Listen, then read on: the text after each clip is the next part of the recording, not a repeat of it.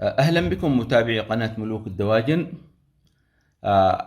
عند أخذ الصغير البط أو فراخ البط من تحت الأم وتربيتها، نلاحظ أن البط في الأيام الأولى لا يأكل أو لا يستطيع الأكل، لأن طبيعة فراخ البط تتبع الأم، تتعلم من الأم، فضروري جدا الملاحظة من المربي أن فرخ البط يأكل أو لا. إذا لاحظنا أن فرخ البط في الأيام الأولى لا يأكل، فضروري جدا أن نقوم بإطعام الفرخ يدويا، ضروري جدا حتى لا يموت. كما ذكرنا، لأن الفرخ يتعلم من الأم الأكل، فعند أخذ الفرخ من الأم فإن الفرخ لا يتعلم، فضروري جدا في الأيام الأولى نقوم بإطعام الفرخ يدويا. طبعا بطريقة بسيطة جدا، سوف نعلمكم طريقة إطعام الفرخ يدويا. نمسك الفرخ بهذا الشكل ونفتح فم الفرخ، لاحظوا، يعني نزغط فرخ البط. نأخذ مثلا، عندنا الكثير من الأنواع التي نؤكلها الفرخ، وإن شاء الله سوف نعرضها لكم في مقطع قادم. مثلا عندنا الأرز المسلوق، نأخذ الفرخ بهذه الطريقة ونضع الأرز في فم الفرخ. هذا إذا كان الفرخ لا يستطيع أن يأكل، أما إذا كان الفرخ يأكل لا يوجد مشكلة. لاحظوا،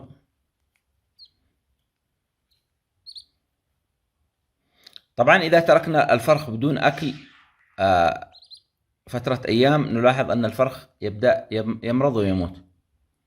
فبهذه الطريقة نكون أطعمنا الفرخ خلال الفترة الأولى من الأيام، وبعدها 3 أيام 4 أيام فترة أسبوع، ونلاحظ أن الفرخ يبدأ يأكل بنفسه. طبعا كما ذكرنا لكم، يوجد الكثير من الوجبات التي ممكن أن نقدمها فرخ البط، وإن شاء الله سوف نذكرها لكم في مقطع قادم.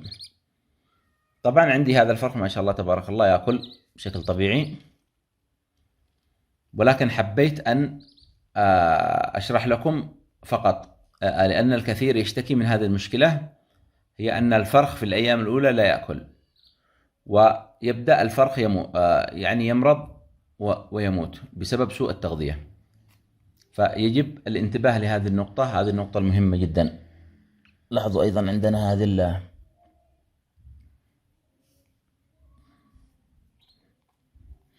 المهم بهذه الطريقة نفتح فم الفرخ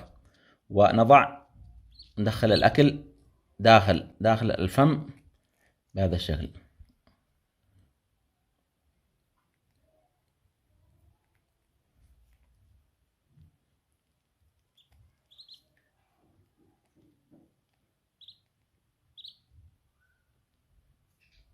وبهذه الطريقة يكون جنبنا الفرخ من الموت بسبب سوء التغذية وبسبب عدم الأكل. فقط فترة أيام، من 3 إلى 5 أيام بالكثير، فترة أسبوع، ونلاحظ أن الفرخ يبدأ يتعلم. طبعا ضروري جدا أن نعلم الفرخ الأكل، يعني نضع له الأكل، أن نضع الأكل أمام الفرخ، ونلاحظ فترة أيام وأن الفرخ بدأ يتعلم يأكل. يعني عندي هذا الفرخ فترة 3 أيام، من 2 إلى 3 أيام الحمد لله بدأ يأكل طبيعي. وإن شاء الله سوف نشرح لكم جميع هذه المواضيع، كيف نعلم الفرخ الأكل، وما هي الوجبات المهمة لفراخ البط خلال المقاطع القادمة. المهم في هذا المقطع هو التركيز على إطعام الفراخ أو صغار البط بعد الفقس حتى لا تموت. هذا، ونتمنى لكم الفائدة، وإلى اللقاء في مقطع قادم إن شاء الله.